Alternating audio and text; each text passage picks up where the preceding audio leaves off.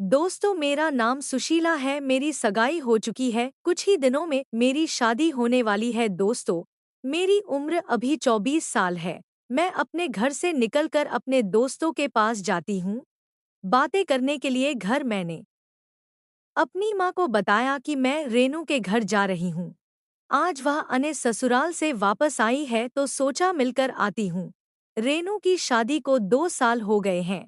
मैं भी अगले सप्ताह अपने ससुराल चली जाऊंगी तो फिर पता नहीं कब मिलना होगा। मेरी भी शादी की डेट फिक्स हो गई है। थोड़ी देर में मैं रेनू के घर पहुंच गई तो देखा मेरे आने से पहले वहां पर कांता और शीला भी आ चुकी थी। शीला बोली, देखो अब एक और दुल्हन आ गई, अब तो इसके भी मजे हैं, हम ही दोनों अकेली रह जाएंगी। तभी कांता बोली, क्यों सुशीला, आज अपने मियाँ से फुर्सत मिल गई? तुझे अपने दोस्तों की याद आ गई नहीं तो दिन भर फोन से चिपकी ही रहती है। तभी रेनू बोली, तुम दोनों इसको ज्यादा परेशान न करो, अभी आई तो हैं, थोड़े सांस तो लेने दो इसको। रेनू मेरी सबसे अच्छी दोस्त है। हम दोनों एक साथ एक ही क्लास में पढ़े हैं। थोड़ी देर तक हम लोग हंसी मजाक करते रहे। तभी शीला बोली, रेनू तूने तो शादी कर ले हैं, तुझे तो अच्छा खासा अनुभव होगा, थोड़ा सा इसको सुशीला को भी दे देना, शायद इसके काम आ जाए। क्यों सुशीला, तुझे सुहागरात के बारे में मैं कुछ पता है या नहीं? शीला बोली, मुझे नहीं लगता इसको कुछ भी पता होगा।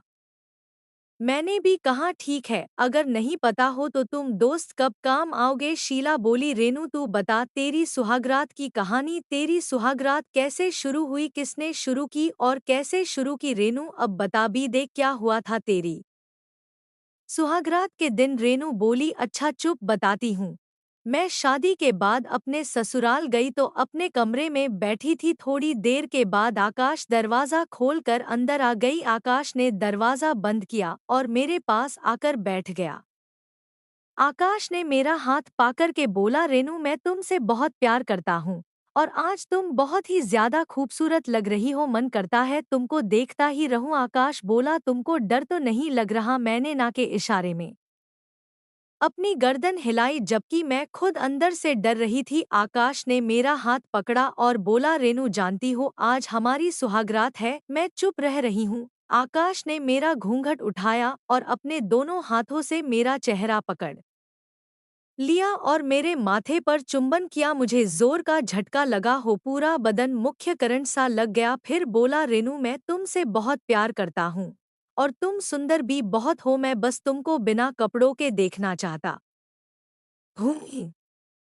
मैं शर्मा गई और बोली कि लाइट बैंड कर दो। आकाश उठा और उसने लाइट बैंड की। फिर वो मेरे पास गया, इतना पास आ गया कि उसकी सांसों की खुशबू मुझे साफ महसूस हो रही थी। उसने पहले अपना बदन से सारे कपड़े उतार दिया, अब वो मेरे भी कपड़े उतारने लगा। सबसे पहले उसने मेरा दुपट्टा निकाला, फिर मेरे ब्लाउज के बटन खोलने लगा तो साथ साथ किस भी कर रहा था। उसके होंठ मेरे बदन पर आग का काम कर रहे थे। इससे पहले कभी किसी मर्द का स्पर्श नहीं किया था तो अच्छा लग रहा था। आकाश ने मेरा ब्लाउज उतार दिया, फिर उसने मेरे पेटीकोट की धुरी को खोल दिया। मैं सिर्फ ब्रा और पैंटी में थी। आकाश के मेरे पैर से लेकर माथे तक चुमना शुरू कर दिया। मैं तरस उठी, बार बार अपनी हथेलियों को मसल रही थी। फिर आकाश ने अपने होठों को मेरे होठों पर रख दिया, मेरे होठों को चूसने लगा। उसके हाथ मेरे बदन को सहला रहे थे। मैं पूरी मस्ती में डूब चुकी थी। फिर उसने